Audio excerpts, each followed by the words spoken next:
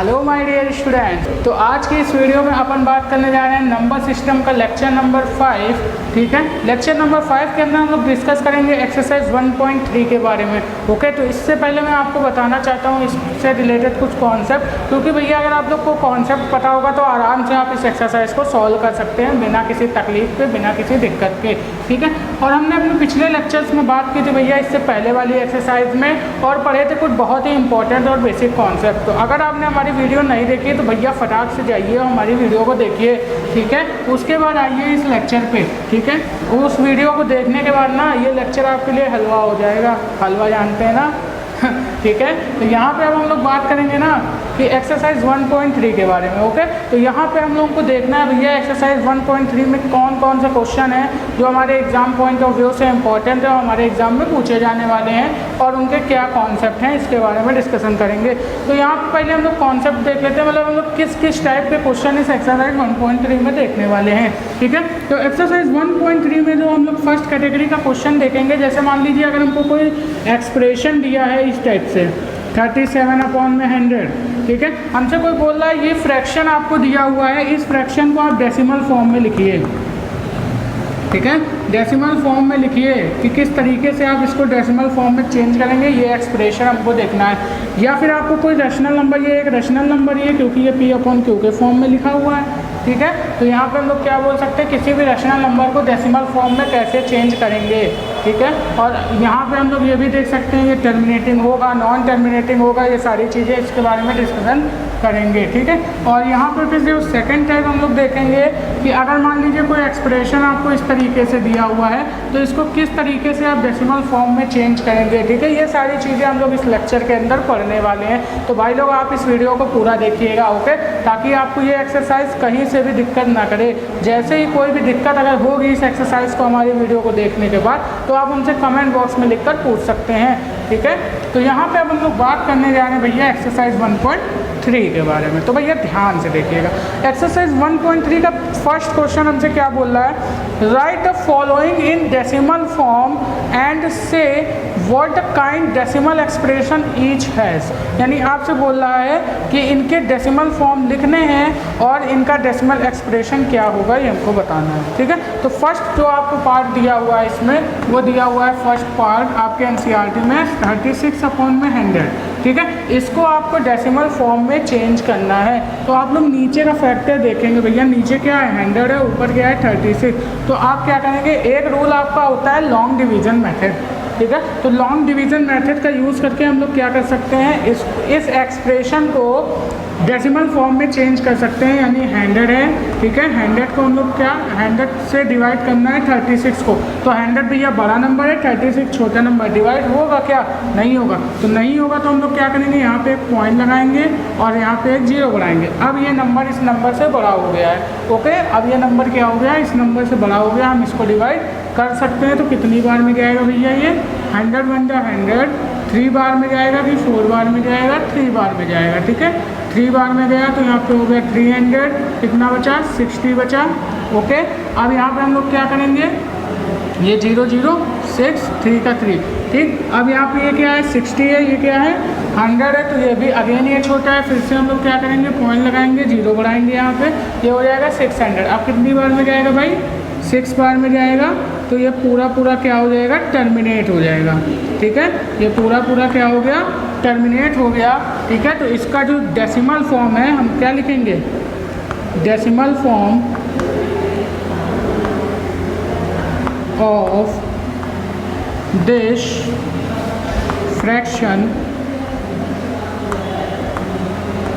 Is 0.36। और यहाँ पे आप लोग देख रहे हैं कि रिमाइंडर में क्या हो गया है, पूरा टर्मिनेट हो गया है। तो ये हमारा कैसा नंबर है, रैशनल नंबर है। क्योंकि मैंने क्या देखिए, रैशनल नंबर में हमने अपने पिछले नंबर में 2 बातें बताई थी। ठीक है, पिछले जो हमारा लेक्चर है उसमें हमने 2 बातें बताई थी रैशनल नंबर के बारे में। इसी वजह से मैं बोल रहा हूँ जितने भी पिछले लेक्चर है हमारे उनको सबसे पहले देखिए, उसके बाद हमारा ये लेक्चर देखिए। तो 2 बातें हमने क्या बताई थी ये आप लोग देखिए मैंने बताया था रैशनल नंबर वो होते हैं जिनको P/Q के फॉर्म में लिखा जा सकता है, ठीक है। P/Q के फॉर्म में लिखे तो भैया रैशनल नंबर है, ठीक। तो हमने कहा था जो रैशनल नंबर नहीं है वो इर्रेशनल है। तो अगर P/Q के फॉर्म में लिखा तो ज़रूरी नहीं है वो रैशनल नंबर हो, वो इर्रेशनल भी हो सकता है। तो उसके लिए और भी बातें हैं। अगर वो P/Q के फॉर्म में लिखा है तो भैया रैशनल नंबर है, लेकिन दो तरीके और है उसको पहचानने के कि अगर रैशनल नंबर क्या होगा, पूरी तरीके से टर्मिनेट हो जाएगा।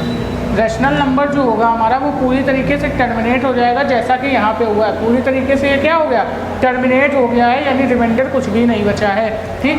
अगर मान लीजिए यहाँ पे रिमाइंडर में कुछ बच जाता, अगर मान लीजिए यहाँ पे रिमाइंडर में क्या होता, कुछ बच जाता, तो वो टर्मिनेट होता, लेकिन जो क्या होता, रिपीट करता, ठीक है।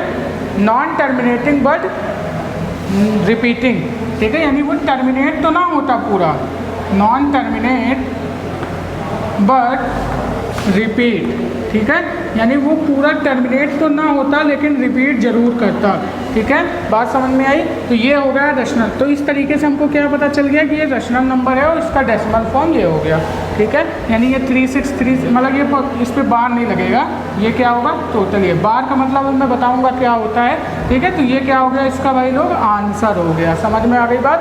तो यहाँ पे ये क्या हो गया, इस मतलब कि हम लोग अगर हमसे पूछा गया 36/100 का डेसिमल फॉर्म क्या होगा, तो हम लोग सिंपल सा आंसर देंगे 0.33। या फिर हम लोग एक कॉन्सेप्ट और जानते हैं, अगर 100 हो नीचे तो भैया अगर 100 जैसे ही तुमको दिखे ना किसी नंबर के नीचे वो बोल दे भैया इसका डेसिमल फॉर्म लिखो, तो जितने नीचे जीरो हो ना उतने नंबर्स के बाद हम लोग क्या लगा देंगे, पॉइंट लगा देंगे, ठीक है। ये सिंपल सी एक ट्रिक है जो आप लोग डिवीज़न मेथड के बिना इसको देखते ही कर सकते हैं, ओके। तो यहाँ पे देखिए कैसे हम लोग करेंगे। 36 जैसे लिखा हुआ ना, 100 लिखा हुआ था, हमने क्या देखा यहाँ पे 2 जीरो हैं और 2 नंबर, 2 जीरो का मतलब जितने जीरो हैं, अगर इसको डेसिमल फॉर्म में लिखना है तो हम लोग क्या करेंगे, इस नंबर मतलब जितने नंबर हमारे नॉमिनेटर में होंगे उसके बाद क्या लगा देंगे, पॉइंट लगा देंगे जितने हमारे डिनोमिनेटर में जीरो होंगे। तो यहाँ पे 2 जीरो हैं तो हम क्या करेंगे, 2 नंबर्स के बाद पॉइंट लगाएंगे। तो 1 2 नंबर्स के बाद हमने पॉइंट लगा दिया, यही हमारा डेसिमल एक्सप्रेशन हो गया, ठीक है। जैसा कि अभी हमने यहाँ से निकाला, तो बात समझ में आ गई ना आपको, किस तरीके से आप लोग करेंगे। चलिए देखते हैं इसका नेक्स्ट पार्ट, फर्स्ट क्वेश्चन का ही नेक्स्ट पार्ट, ठीक है। तो आप लोग समझ गए किस तरीके से करना है आपको ये क्वेश्चन। चलिए स्टूडेंट, तो हम लोग देख लेते हैं इसी पहले क्वेश्चन का। सेकंड क्वेश्चन हमसे क्या बोला 1/11 है, इसको हमको एक्सप्रेस करना है डेसिमल फॉर्म में, ठीक है। इसको किस में एक्सप्रेस करना है, डेसिमल फॉर्म में। तो अगेन हम लोग यही काम करेंगे, 11 को 1 से डिवाइड करना है, सॉरी 11 से 1 को डिवाइड करना है, ठीक है। तो हम लोग यहाँ पे क्या करेंगे, 11 हमारा बड़ा नंबर है, 1 छोटा नंबर है, डिवाइड होगा क्या, नहीं होगा। तो डिवाइड नहीं होगा तो यहाँ पे हम लोग क्या करेंगे, पॉइंट लगाएंगे, अगेन 0 बढ़ाएंगे। अब यहाँ पे क्या है, 11 बड़ा नंबर है, अब भी 10 से, तो हम लोग क्या करेंगे, अगेन 0 लगाएंगे एंड एक 0 और बढ़ाएंगे। अब ये बड़ा नंबर हो गया, ये छोटा नंबर हो गया। अब हम लोग देखेंगे 11 का टेबल हमको इतनी बार पढ़ना है कि ये 100 से ज़्यादा नहीं होना चाहिए, यानी 99 होना चाहिए, ठीक है। तो यहाँ पे क्या करेंगे, 9 बार में जाएगा 99 हो जाएगा, और 100 में से 99 जाता है ना बेटा, तो आजकल क्या बचता है, 1 बचता है, ठीक है। यानी कि देखिए 10 में से 9 गया 0, सॉरी 10 में से 9 गया 1 बचा, एंड यहाँ पे कितना बचा 9 में से 9 गया 0 बचा, यानी 1 बच गया, ओके। अब यहाँ पे हमको क्या करना है भैया, यहाँ पे रिमाइंडर में 1 बच गया, तब मैं क्या करूँगा, यहाँ पे अगेन एक 0 बढ़ाऊँगा, ठीक है। और फिर से मैं देखूँगा क्या है, नहीं हो रहा है ना, फिर मैं 0 लगा के 0 बढ़ाऊँगा, तो यहाँ पे क्या हो जाएगा 11 9 99, यानी ये इसी तरीके से रिपीट करता रहेगा, यानी इसका आंसर जो आएगा 0.090909, इस तरीके से ये रिपीट करता रहेगा। बात समझ में आई। यानी इसको मैं क्या लिख सकता हूँ, इस तरीके से भी लिख सकता हूँ 0.09 पे बार। अब बार का मतलब आप लोग समझिए क्या है, इसको बोलते हैं बार, ठीक है, बार, वो ये बाल नहीं, इसको बाल बोलते हैं, इसको क्या बोलते हैं, बार बोलते हैं, ओके। तो बार का मतलब क्या होता है, जब कोई वही चीज़, जब वही नंबर बार बार रिपीट करता है, जब वही नंबर बार बार रिपीट करता है तो हम लगा देते हैं इसके ऊपर बार, कि ये नंबर क्या हो रहा है, बार बार रिपीट कर रहा है, ठीक है।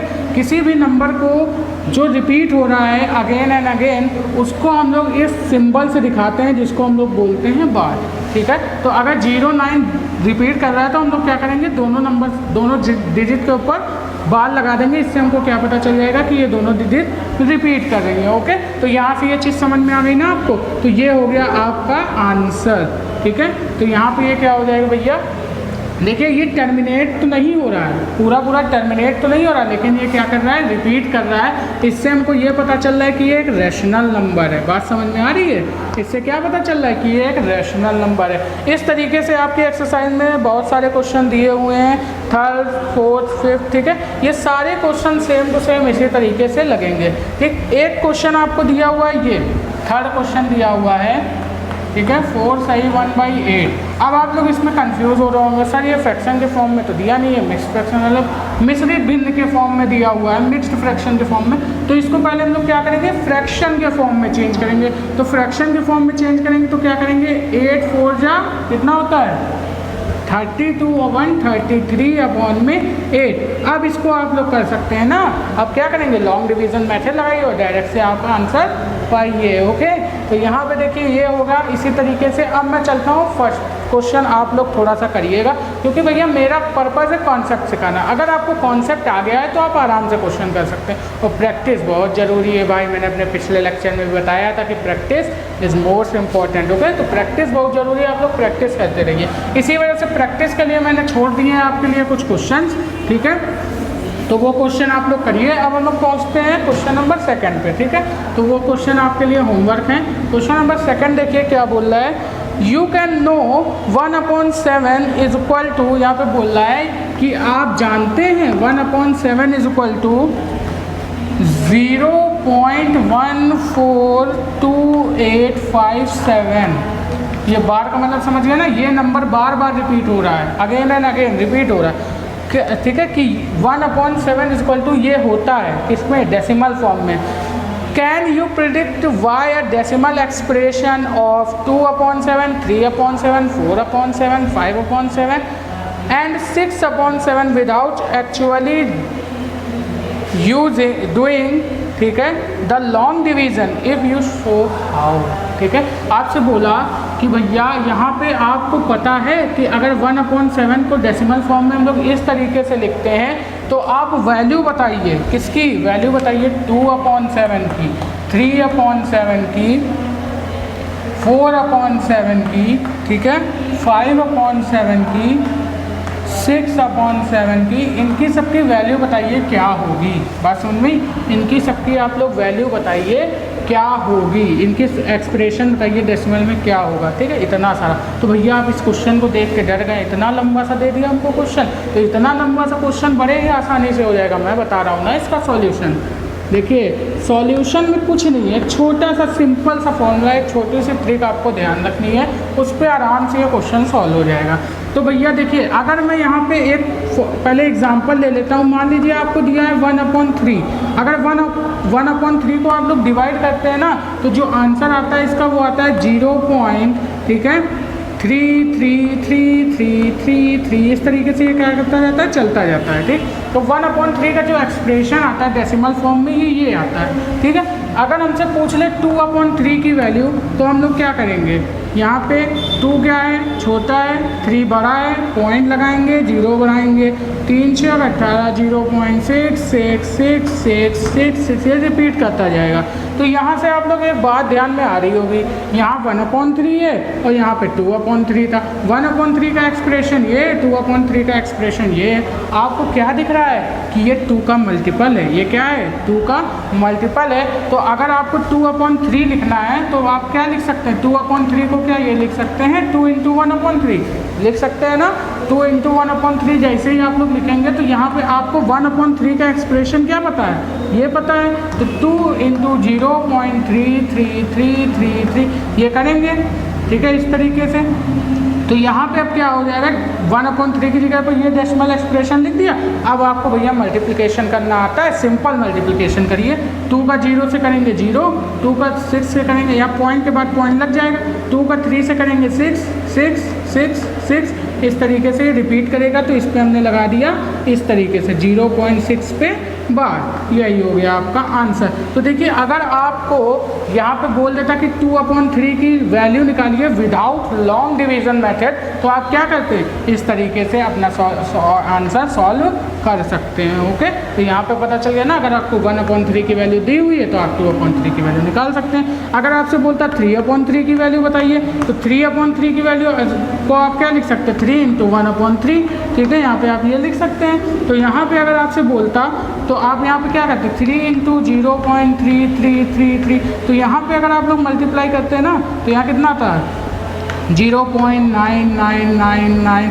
तो ये सब ये क्या करता जाता है, रिपीट करता जाता है इस तरीके से। तो आप तो बोलते सर यहाँ पे तो आपका फॉर्मूला फेल हो गया। अब हम लोग क्या करेंगे, यहाँ पे तो 3/3 1 होता है। तो भैया ये आपका क्या है, डेसिमल एक्सप्रेशन के फॉर्म में लिखा हुआ है, तो यहाँ पे 3/3 की वैल्यू क्या आनी चाहिए, 1 ही आनी चाहिए। आपका आंसर सही है। लेकिन यहाँ पर क्या होता है, एक लिमिट का कॉन्सेप्ट होता है। यहाँ पर जो हमने लिखा है डेसिमल एक्सप्रेशन, यहाँ पे क्या होता है, एक लिमिट का कॉन्सेप्ट होता है। तो लिमिट के कॉन्सेप्ट में क्या होता है कि यहाँ पर जो 0.999 होता है ना, इसको अप्रॉक्स में क्या कर देते हैं, हम लोग 1 लिख देते हैं। ये आप लोग पढ़ेंगे 11th के अंदर, ठीक है, 11th स्टैंडर्ड के अंदर पढ़ेंगे जब आप लोग हायर लेवल स्टडी करेंगे।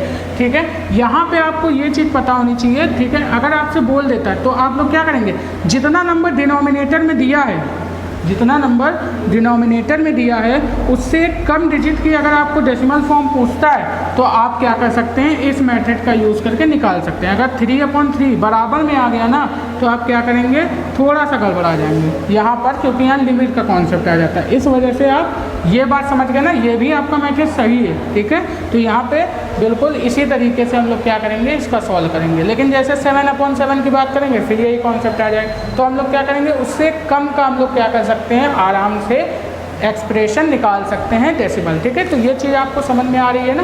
तो यहाँ पे देखिए कैसे निकालेंगे, आप देखिए सॉल्यूशन। आई होप आप लोग समझ गए होंगे इसके बारे में। तो जैसे ही हम लोग बात करेंगे, भैया 1/7 की वैल्यू क्या दी है, 1/7 की वैल्यू दी है 0. यहाँ पे लिखेंगे वी नो, या फिर यहाँ पे लिखेंगे वी गिवन। ठीक है, 1/7 = 0.142857 पे बार। तो हमसे पूछा है वैल्यू 2/7 की, तो हम लोग लिखेंगे वी नो 2/7 = 2 × 1/7। हम लोग लिख सकते हैं ना, ये चीज़ तो हम लोग जानते हैं कि 2/7 को क्या लिख सकते हैं, 2 × 1/7। तो 2 × 1/7 की वैल्यू डेसिमल एक्सप्रेशन में कितनी है, 0.142857 पे बार। अब हम लोग क्या करेंगे, सिंपल मल्टीप्लिकेशन कर देंगे। तो भैया 2 का 0 से करोगे तो 2, सॉरी पीछे से करते हैं ना, 2 का 7 से करेंगे कितना आएगा, 2 × 7 = 14 के 4, तो कैरी 1, 2 × 5 = 10, 11 का 1 कैरी 1, 2 × 8 = 16, 17 का 1, 17 के साथ कैरी 1, 2 दूनी 4, 1 5, 2 चौको 8, 2 एकम 2 और 2 0 0, पॉइंट का 0, यानी कि इस पे लगेगा हमारा बार। यानी 2/7 का जो एक्सप्रेशन आएगा ना डेसिमल, वो कितना आ जाएगा, 2/7 का जो डेसिमल एक्सप्रेशन आएगा भाई लोग, वो आ जाएगा 0.285714 पे बार। ठीक है, तो इसी तरीके से आप क्या करेंगे, 3/7 का निकालेंगे। तो 3/7 को आप लोग क्या लिख सकते हैं, 3 × 1/7। ठीक है, और 4 को क्या लिख सकते हैं, 4/7 को लिख सकते हैं 4 × 1/7। तो इस तरीके से आप लोग क्या कर सकते हैं, सारे के डेसिमल फॉर्म निकाल सकते हैं मल्टीप्लाई करके। तो मैंने 2 आपको बता दिए हैं, इस तरीके से आप लोग फटाफट इस सारों पे निकाल लीजिएगा। ओके, तो यहाँ तक आपको ये कॉन्सेप्ट अच्छे से समझ में आ गया होगा। अब हम लोग बढ़ते हैं अपने नेक्स्ट क्वेश्चन की तरफ। तो फटाक से आप लोग इसको फटाक से अपनी कॉपी पे नोट कीजिए। ओके, चलिए स्टूडेंट्स, तो हम लोग देखते हैं क्वेश्चन नंबर 3 एक्सरसाइज 1.3 का क्या बोल रहा है। Express the following in the form P/Q where P and Q are integer and Q is not equal to 0। यहाँ पे आपसे क्या बोल रहा है कि जो आपको एक्सप्रेशन दिया हुआ है, फर्स्ट क्वेश्चन आपको दिया 0.6 पे बार, आपसे बोल रहा है इसको आप किसमें एक्सप्रेस कीजिए, P/Q के फॉर्म में एक्सप्रेस कीजिए, जहाँ P and Q हमारे इंटीजर हैं और q is not equal to 0 है, ठीक है, q की वैल्यू 0 नहीं हो सकती। तो यहाँ पे भैया अभी तो आपने क्वेश्चन देखा था 0.6 किसका होता है 2/3 का, लेकिन डायरेक्ट हमको आंसर नहीं लिखना है, इसका सॉल्यूशन करना है। ओके, तो सॉल्यूशन को देखिए कैसे करेंगे। तो यहाँ पे अगर आपको देखिए यहाँ पे ये रैशनल नंबर ये दिया हुआ है, ठीक है, ये क्या कर रहा है रिपीट कर रहा है बट टर्मिनेट नहीं हो रहा है, ठीक है, पूरी तरीके से डिवाइड नहीं हो रहा है लेकिन रिपीट कर रहा है। 0.6 के बाद का क्या मतलब है 0.66666 इसी तरीके से हो रहा है। तो यहाँ पे हम लोग देखेंगे इस क्वेश्चन को अगर हमको P/Q के फॉर्म में लिखना है, अभी हमको P/Q के फॉर्म में दिया था तो डेसिमल के फॉर्म में हमने लिखना सीख लिया ना।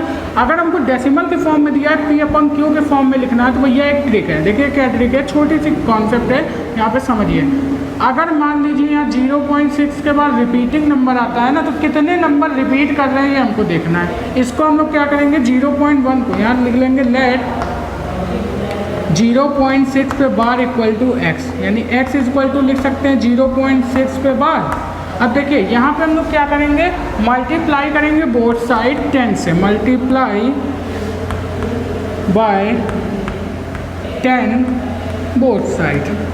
भाई अब आप हमसे पूछेंगे सर आपने ऐसा क्यों किया, तो भैया हमने ऐसा इस वजह से किया क्योंकि यही तो कॉन्सेप्ट है हमारा। यहाँ पे क्या करेंगे यहाँ देखेंगे कि पॉइंट के बाद कितने नंबर रिपीट कर रहे हैं, जितने नंबर रिपीट कर रहे हैं ना उतने 10 से यहाँ पे मल्टीप्लाई कर देंगे। समझ में आ गई ना बात। अगर एक्सप्रेशन डेसिमल में दिया है P/Q में लिखना है तो यहाँ पे देखेंगे कितने नंबर रिपीट कर रहे हैं, ठीक है, तो जितने नंबर रिपीट कर रहे हैं उतने बार हम लोग क्या करेंगे 10 से मल्टीप्लाई कर देंगे। तो यहाँ पे कितनी बार रिपीट कर रहा है एक नंबर रिपीट, मतलब कितने नंबर रिपीट कर रहे हैं, बात सुनिए कितनी बार नहीं कितने नंबर रिपीट कर रहे हैं। तो यहाँ एक नंबर रिपीट कर रहा है 6 एक ही नंबर तो है रिपीट कर रहा है बार बार, तो हम लोग ने क्या किया 10 से मल्टीप्लाई कर दिया।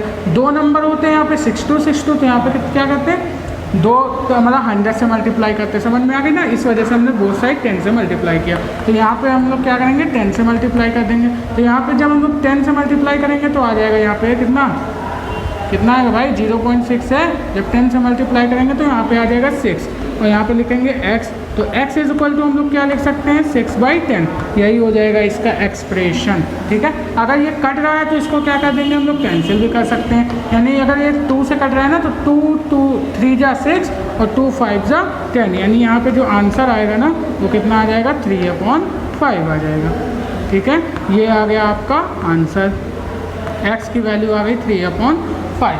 ओके, यहाँ पे हमने क्या लिखा था 0.6 को, यानी यहाँ पे मैंने 6 लिख दिया था 10 से मल्टीप्लाई करके। तो यहाँ पे जो ये आंसर आ रहा है ना ये कितना आ रहा है 3/5 आ रहा है, ठीक है। तो यहाँ पे ये जो आंसर आ रहा है 3/5, अब आप तो बोलेंगे सर आपने तो यहाँ पे बोला था 2/3 आएगा। हाँ, ये आंसर 2/3 ही आएगा। यहाँ पे देखिए क्या हुआ है, यहाँ पे जो बार लगा हुआ है ना तो इसका मतलब ये नंबर रिपीट कर रहा है 6, यानी अगर मैं यहाँ पे इसको 10 से मल्टीप्लाई करूँगा तो यहाँ पे आंसर आएगा 6.66666, ये आएगा ना, ये रिपीट करता जाएगा इस तरीके से। और अगर मैं यहाँ पे क्या होता है ये पूरा यहाँ पे बार ना लगा हुआ था तब इसका आंसर कितना आता 3/5, तब ये पूरा टर्मिनेट हो जाता। लेकिन यहाँ पे अब आंसर आएगा 2/3। देखिए कैसे, अब मैं क्या करूँगा, ये चीज़ समझ में आ गई ना आपको। अब मैं यहाँ पे देखिए क्या करूँगा, यहाँ पे मैं करूँगा 10x से हमने मल्टीप्लाई किया ना, तो 10 से जब मल्टीप्लाई किया तो यहाँ पे होगा 6.6666। अब मैं क्या करूँगा, इसको मैं क्या लिख सकता हूँ 6 + 0.666, यानी ऐसे लिख सकता हूँ ना, 6 पे बार लिख सकता हूँ, ये चीज़ नहीं लिख सकता हूँ, लिख सकता हूँ। तो यहाँ पे अब 0.6 को मैंने क्या माना था x माना था, तो 10x = 6 प्लस यहाँ पे हो जाएगा x।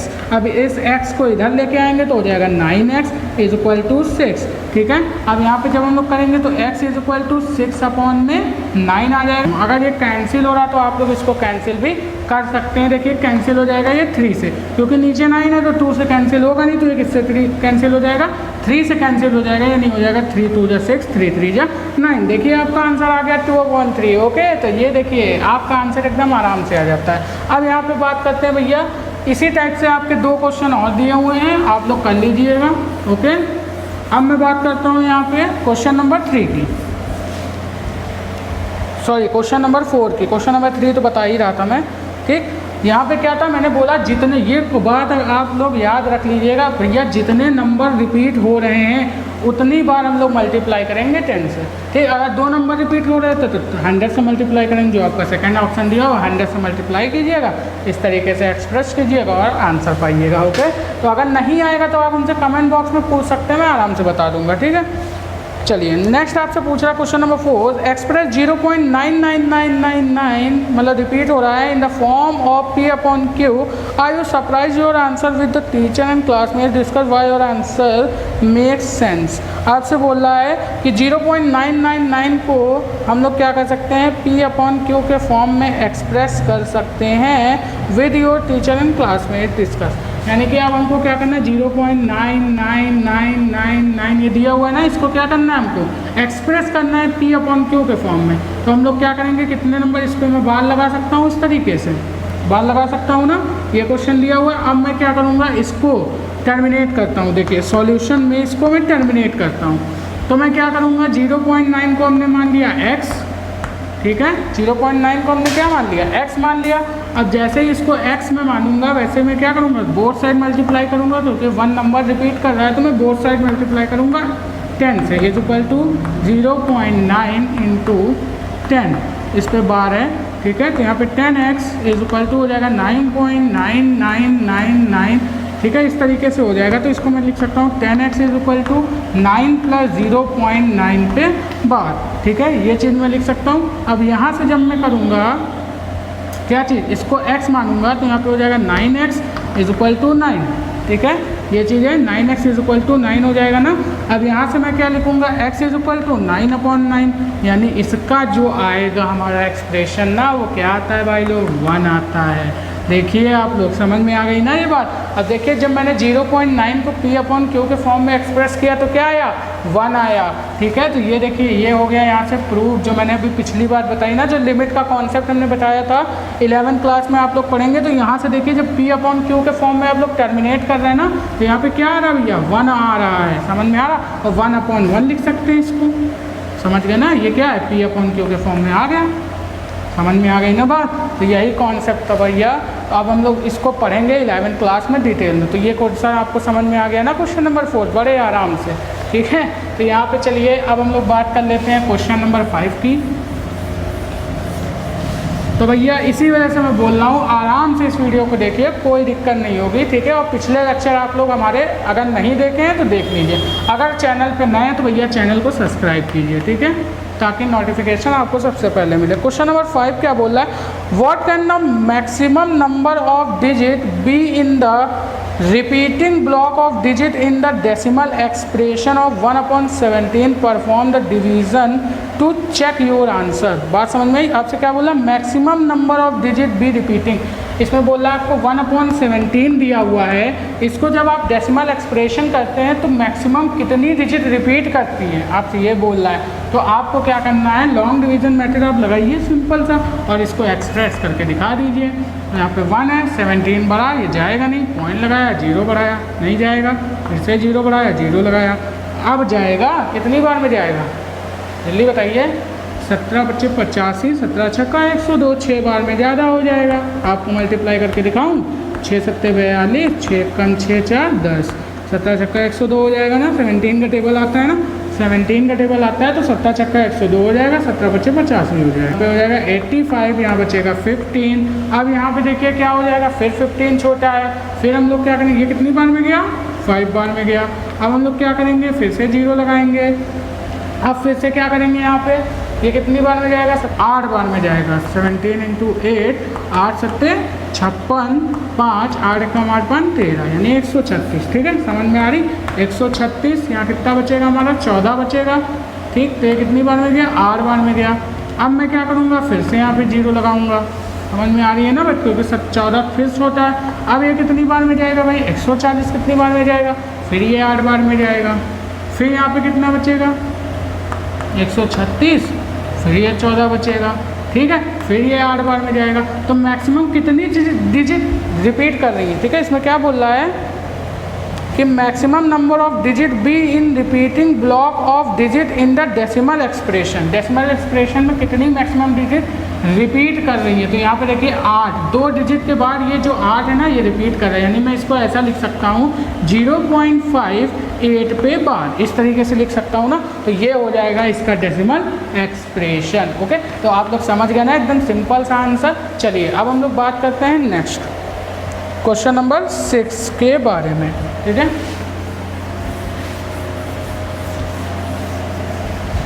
चलिए देख लेते हैं क्वेश्चन नंबर 6 क्या बोल रहा है। Look at several example of rational number in the P upon Q.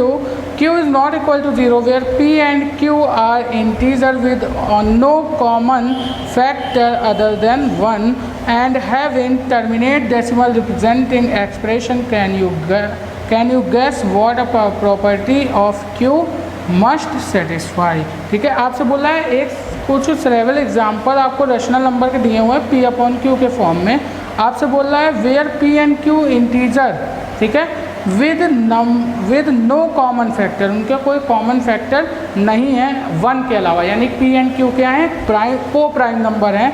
Having terminating decimal representing expression, ठीक है, अगर उनको डेसिमल एक्सप्रेशन में क्या किया जाता है, रिप्रेजेंट किया जाता है, तो आप उनकी प्रॉपर्टी बताइए क्या होगी। तो भैया सिंपल सा क्वेश्चन है, आपको P अपॉन Q के फॉर्म में लिखना है।